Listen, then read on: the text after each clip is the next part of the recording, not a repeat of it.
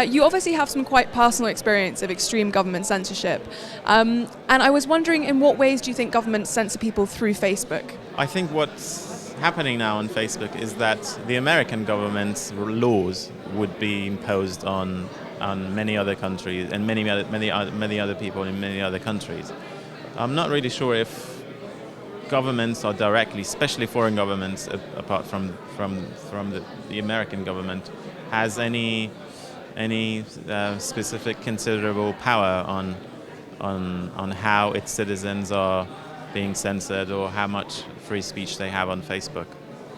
I think it's more working based on the American taboos rather than other cultures or other countries' taboos. It's encouraging to hear. And to what extent do you think that corporations are having a huge effect? I think when it comes to social media, given how much important they are becoming, how much they are becoming both a publisher rather than a platform and also a gatekeeper when it comes to journalism, it's quite important because they control many aspects of our lives now.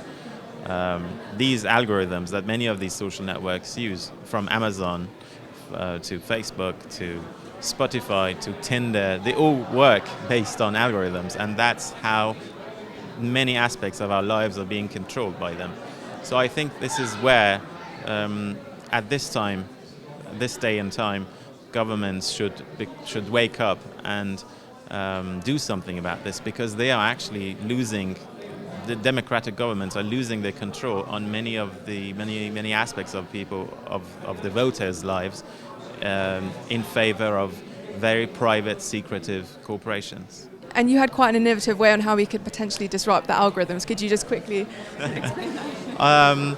Before I think there would be any intervention by the governments to force Facebook, for example, and other social media to open up their algorithms and make them transparent, so we know how things are being chosen and how things are being ranked.